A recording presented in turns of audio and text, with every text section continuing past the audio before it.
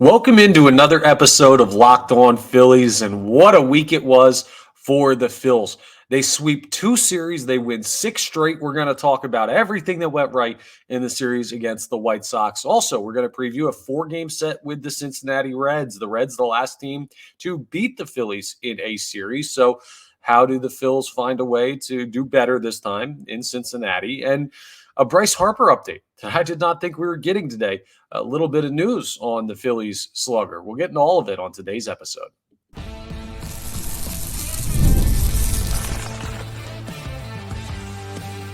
You are Locked On Phillies, your daily Philadelphia Phillies podcast. Part of the Locked On Podcast Network, your team every day. Yes, this is Locked On Phillies. I'm Connor Thomas, your host. Thank you so much for joining us today, checking us out. I appreciate it. Please make sure you're rating, reviewing, subscribing on the YouTube. That all really helps us out here on Locked On Phillies. If you enjoy the content, which I appreciate everyone who's done that already. By the way, we're part of the Locked On Podcast Network, your team every day. And today's episode is brought to you by eBay Motors. From brakes to exhaust kits and beyond, eBay Motors has over 122 million parts to keep your ride or die alive with all the parts you need at the prices you want. It's easy to bring home that big win, so keep your vehicle alive at ebaymotors.com. Eligible items only. Exclusions apply. eBay guaranteed fit only available to U.S. customers. What a darn week the Philadelphia Phillies just had. I know we talked about the series with the Rockies throughout the week as we did our daily episodes, but man, did they just keep it rolling into the weekend. The Phils sweep out the Chicago White Sox. Here's what I want to start by saying, right? Because this is probably a part of a bigger conversation, but no off days. We don't have the luxury to dive too deep into it right now. You got to not take it with a grain of salt, right? But you do have to understand the competition level. The White Sox are abysmal. I'm sorry. I'm trying to be nice, but that team flat out stinks. They have a lot of issues. I'm not trying to pile on. I feel bad for that fan base. I feel bad for people who root for that organization. I feel bad for the players, but they're just not competitive. They are a non-competitive team, one of the least competitive teams I think I've ever seen. Now, it's early on in the season. We'll see where they end up and everything like that, but that team's got some major problems, but still, they're a major league team. They trot out some major league caliber players. It's hard to win three straight against anybody. The Philadelphia Phillies have won six straight, sweeping the Rockies. We're better than the White Sox, but still not Phillies level, and sweeping the White Sox, obviously. So what went right? Well, the offense is finally woken up for the Philadelphia Phillies. We'll have to see if this carries on against Cincinnati, much more formidable competition than the White Sox or the Rockies for that matter. But in the last four games, the Phillies have scored 7 runs or more. Over this series with the White Sox, they scored 7 in the first game, 7-0 W. They scored 9 in the second game. They scored 8 yesterday. So that's pretty darn good indication that the Phillies offense is starting to figure stuff out. Even if it's just they're just the White Sox, dude, it's still major league caliber pitching, or pro caliber pitching, even if it's AAA. Those are offensive numbers that you can't look at and say, nah, they're not hitting right now. They're hitting. And the pitching was outstanding too. There's so many hitters who had great series that it's hard to go through all of them. We'll talk stats in a second on the hitters, but I just want to look at these starts just to give you an idea of where the Philadelphia Phillies are at with their starting pitching. They have the best starting pitching on the planet right now. And I tweeted that out, and I had somebody in my mentions saying, best on the planet, jumping the gun, what are you talking about?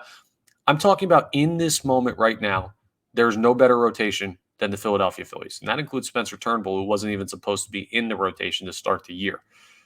There might be, when everything's all said and done, better rotations in baseball. There could be. I'm not saying for the year they're the best, but right now, there's no rotation I would take over the Philadelphia Phillies with the way these guys are throwing. Turnbull, in the first game of the series, goes 7 innings of one hit ball. Unbelievable.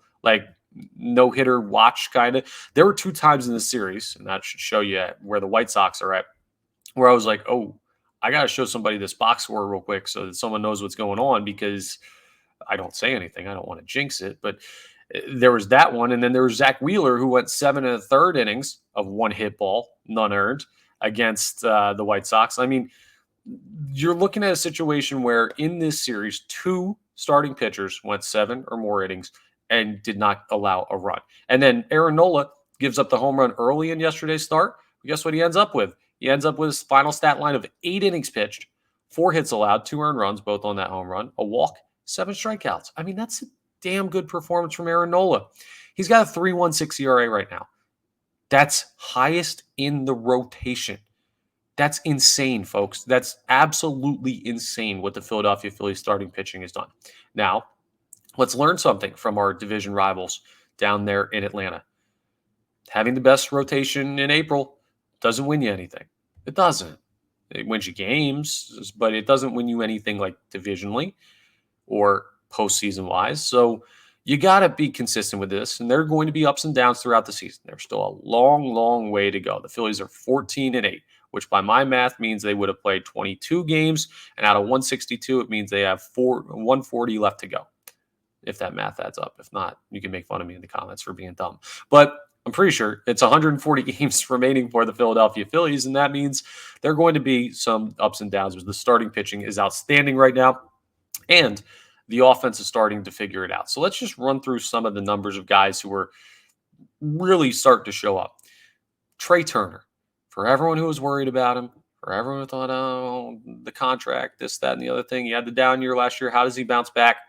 He's batting .348 right now. He's got 2 homers, 9 RBIs, 45 total bases. I mean, he's just swiping bags too. He's got 5 stolen bases already, second on the club to only Johan Rojas.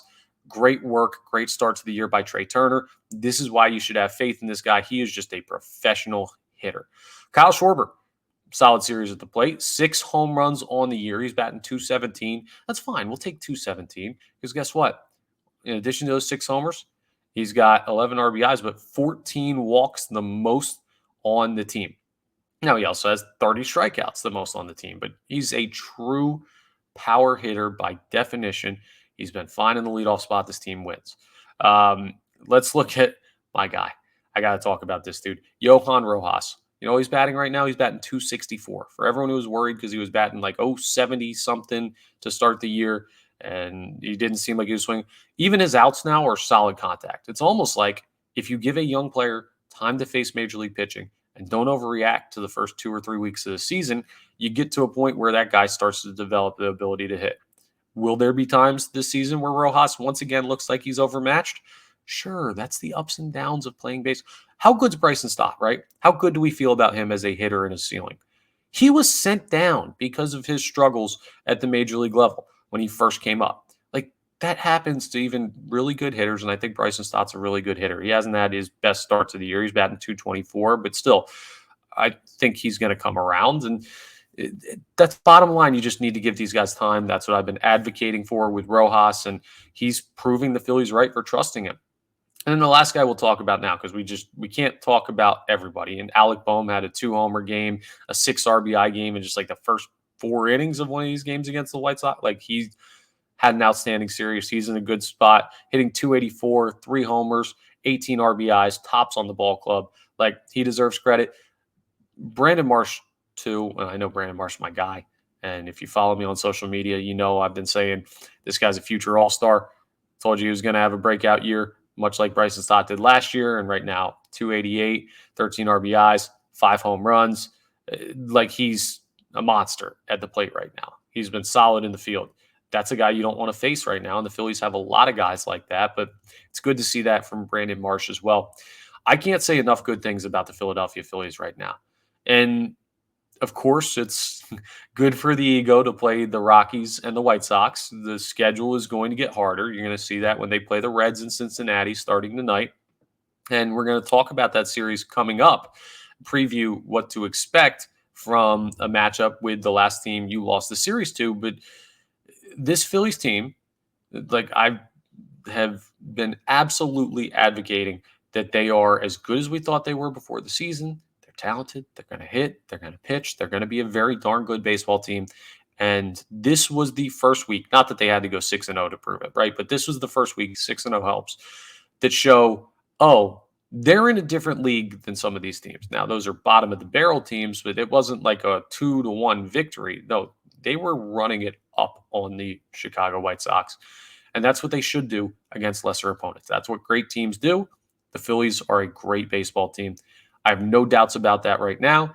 And while there are still going to be ups and downs for the season, this was an example of like, oh, okay, when this team has an opportunity, they took advantage of the first real opportunity they had this year to play much lesser opposition. So couldn't be happier as a Phillies fan right now. They won 6 straight.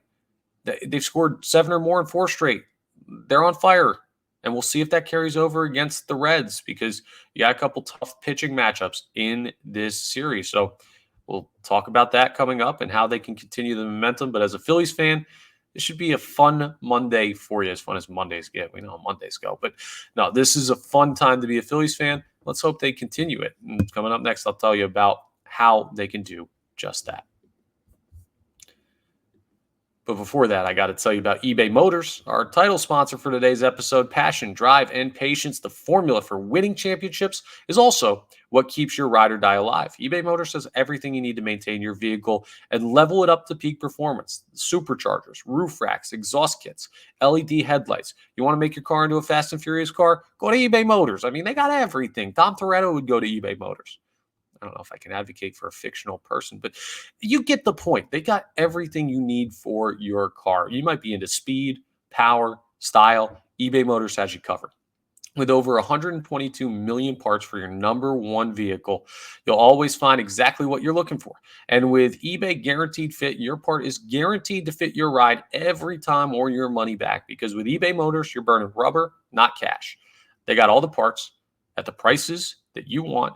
It's easy to make your car the MVP and bring home huge wins. So keep your ride or die alive at ebaymotors.com. Eligible items only. Exclusions apply. eBay Guaranteed Fit only available to U.S. customers. And I want to tell you about Monopoly Go.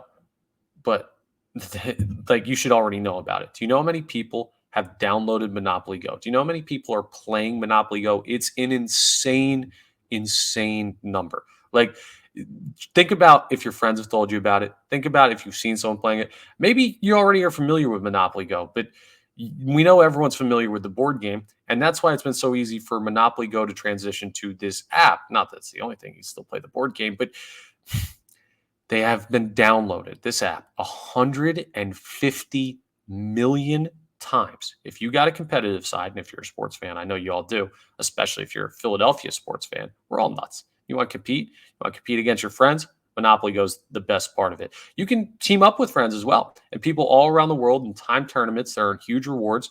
They got a bunch of different boards to play on. It's not just the original Monopoly board, but hundreds of Monopoly boards in crazy locations, building up amazing cities that bring you big money. It's great. It's different-ish than the initial game, the actual board game. Still has the same base root, though. So it's a fun new twist on the classic Monopoly. Get in the game and join your friends. Download Monopoly Go now, free on the App Store or Google Play. All right, it's time to no rest for the wicked. Let's talk about the Cincinnati Reds series coming up. 4-game set in Cincinnati, Ohio, and the Reds are a very interesting team, right? They're sitting at 12-9. I picked them before the season to win the National League Central. I think they have an interesting mix of young budding stars and talent and things like that, with a couple guys that have been around the block mixed in there. I don't think they're a juggernaut team by any stretch of the imagination, but I don't think they're a below average team at all. I think they're upper middle pack in Major League Baseball, and I think that's a good spot for Reds fans to be. So I'm happy to see the Reds be in a place where they can be competitive, at least at this point in the season. And I'm not happy that the Philadelphia Phillies are in a spot where they got to play the Reds right now because they're hot. I would rather play the White Sox 140 more times. But let's talk about some of the matchups. I always start with the pitching matchups tonight. 6:40 p.m. first pitch. Ranger Suarez will face off against Hunter Green. Now, Hunter Green has 20 2/3 innings pitched this year, a 1.31 whip, a 4.35 ERA. He's been okay, but not top of the line good so far this year. A little bit of a track record of being a solid pitcher at the major league level, but he's a gettable guy. And Ranger Suarez has been outstanding for the Phillies this year. Interesting enough, The ESPN analytics have the Reds as a favorite to win this game, 52.3% chance to win, but the money line, the betting odds are even for tonight's game. So a bit of a toss-up between the Reds and Phillies tonight. In game 2, you're going to see Christopher Sanchez face off against Andrew Abbott. And Andrew Abbott has had a really strong start to the year in 23 and a third innings pitch. The record doesn't look great at 1-2, but he's got a 2.7 ERA and a 1.07 whip. He's been the better pitcher this year when compared to Christopher Sanchez, who he's matched up against. So that's an opportunity for the Reds. The Phillies will have to have the offense show up, and they're getting righty in game 1, lefty in game 2. So a little bit of a switch, a flip-flop that could be with no off day this week. An opportunity to get some guys, some lefties, some rest like Brandon Marsh, Bryson Stott, guys like that. So we'll see how the Philadelphia Phillies handle that situation. Game 3 is going to be Spencer Turnbull against Nick Lodolo. Nick Lodolo has been really good. He's a talented pitcher. 2-0 this year, 0.75 ERA, 0.75 whip. Now, 12 innings pitch because he got a late start to the season, but once he got going, he's been going. And meanwhile, Spencer Turnbull, 2-0 with a 1.23 ERA, 0.77 whip. If you like offense, that might not be the game for you. Can Turnbull stay hot? Well, that's something that we'll see in game 3. So premier pitching matchup in that one. Who would have thought we would be saying that about Spencer Turnbull so far this year? And then Wheels goes in game 4 on Thursday. He'll face off against Graham Ashcraft, who the Phillies saw in the first series. And Ashcraft is 3-1. So the record looks good, but the 5.24 ERA is highest of any of the starters that the Phillies are going to face in this series. So that's a gettable one and another righty. So it goes righty, lefty, lefty, righty. So an interesting layout of pitching between the Phils and the Reds in this one. Now let's talk a little bit about the offense too, just to look at the overall numbers. Elly De La Cruz, he's batting 306 and he's got 6 home runs already. 306 is just a point shy of the team lead in batting average. But just for an example, Kyle Schwarber has 6 home runs. He's batting 217. Elly De La Cruz is a problem. Then in average, Spencer Steer is the one who edges out Elly De La Cruz. He's got a 307 average. The De La Cruz is 306, so that's why he's leading the ball club. But you'll remember him from the grand slam he hit off of Connor Brogdon. And not ideal memories for the Philadelphia Phillies. He's had a really good start to the year. He's also leading the team in RBIs with 18. But how does that compare to where the Phillies are at? I already told you Kyle Schwarber has 6 home runs. Trey Turner's batting 348, so he's 41 points better than Spencer Steer, who leads the Reds. Alec Bohm has 18 RBIs to equal him, but you see something? Steer's got 2 of the categories for the Reds. De La Cruz could be the leader in average, but the Phillies have a different guy in each of these main categories leading the team. What does that mean? This offense is balanced. They've got a lot of guys when they're hitting well that can find a way to make an impact. And the Reds are not quite there yet. They have top-heavy talent, but you've got some opportunities in this lineup to make a little bit of headway if you're a pitcher. So those are your 2 guys that you're going to want to look out for, Steer and De La Cruz. But outside of that, Benson, India, Candelario, CES, Encarnacion Strand. They call him CES up there. I keep thinking CEH, Clyde Edwards-Helaire from the Chiefs, so I guess that's a fantasy football in me thinking. But those guys are all batting like 185, 186, 174, 206. Like it's kind of a 2-man wrecking crew offensively for the Reds right now. Fraley is actually doing pretty well as well. He's batting 362 right now, just not enough at bats to be qualified for Jake Fraley, but he's another guy to watch who's had a strong start to the year. They're not pushovers, the Reds. They're going to give you a run. They're going to bring solid pitching. They've got some guys with pop, but they don't have as deep of a lineup. So the way you are going to handle this series, well, you got to hope that the big hitters show up and the pitching stays as good as it's been. And that might sound like, well, yeah, if you hit and you pitch, you're going to win baseball games. I'm not worried about the bullpen. If the starters keep throwing the way they've been throwing, the Phillies are a really tough team to beat. And if the offense keeps hitting the ball, I'm looking for extra base hits from the Philadelphia Phillies, right? Not small ball anymore. They kind of did that to start the year as they got going. But now I want to see, can you kind of turn the power on? Like, can you keep this momentum rolling against a better team for a couple more games?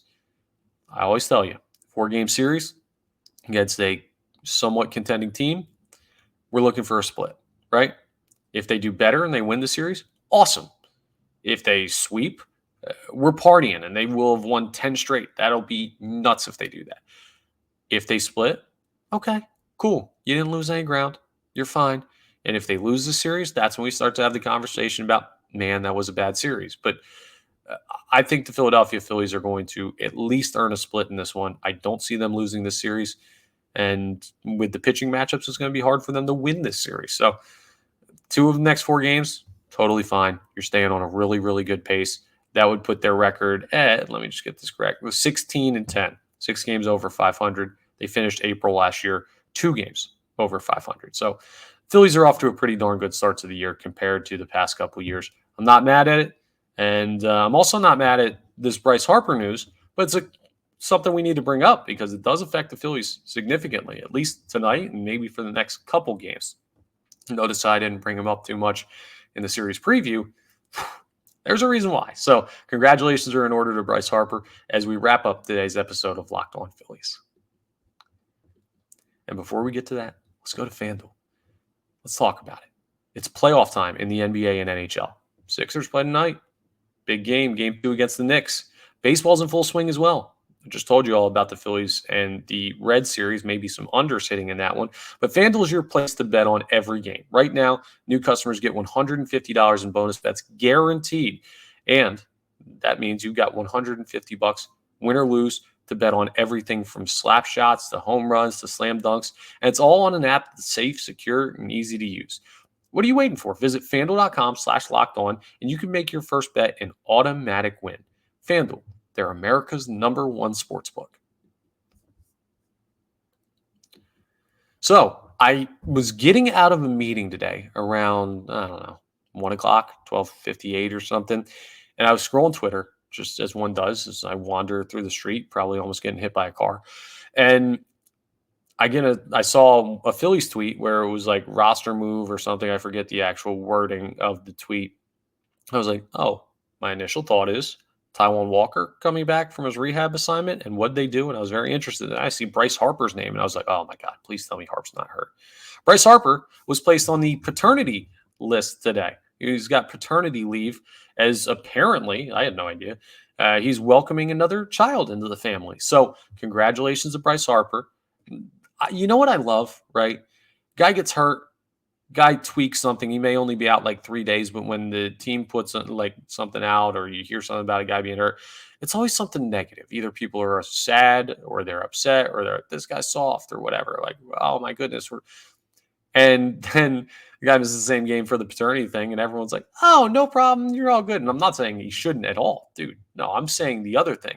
We should kind of have this reaction every time a guy's got to miss. Hey, it's his health. Okay, we get it. As long as it's not missing like a playoff series. But that's just an aside based on the reaction. Bottom line, congratulations to Bryce Harper and his family and his growing family. That's awesome. He did say when he came to Philadelphia, he made a decision about building his family here, growing and having the family and being in a city he could raise kids in. And he wanted to play in Philadelphia. And man, he's delivering on that kid's promise.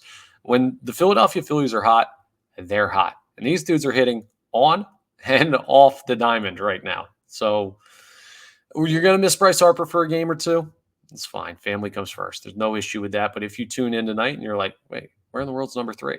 Well, that's where he is. So a fun update. And I wonder, because remember when Bryce had his first kid, everyone was talking about dad strength. If you're a dad, you got to let me know in the comments. Does dad strength multiply as you have more kids? Because it seems natural. Maybe this is where, when Bryce Harper comes back, he starts hitting like 800-foot home runs. Is that possible with dad strength? Father of 3 now?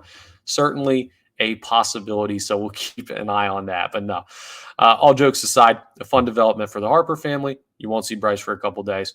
And what that means in baseball world is some of the other guys have to step up and make up for the probably overall best player on the team. Trey Turner making a case right now, though. Probably the best overall player on the team, Bryce Harper, to cover for him while he's taking personal time. So something to keep an eye on the series. Who's going to step up? Also, who's going to bat third with Bryce Harper out? Couple of different candidates. My guess, I would say, with Turner batting second, who would bat third. It's probably going to be righty, and it could be, with his recent hot streak, Alec Bohm. It could also be JT Realmuto, and Bohm moves into the cleanup spot. But something to keep an eye on for tonight's lineup. That's all for today's episode of Locked On Phillies. Thank you so much for checking us out. Again, please make sure you're rating, reviewing, subscribing to the YouTube, all that great stuff. I really appreciate everyone who does that. If you enjoy the content, it's the number one way to say thank you, and I appreciate that very, very much. And we're also part of the Locked On Podcast Network, your team every day. And I'll talk to you next time, hopefully after the Phillies' 7th straight win. Is that possible? On the next episode of Locked On Phillies.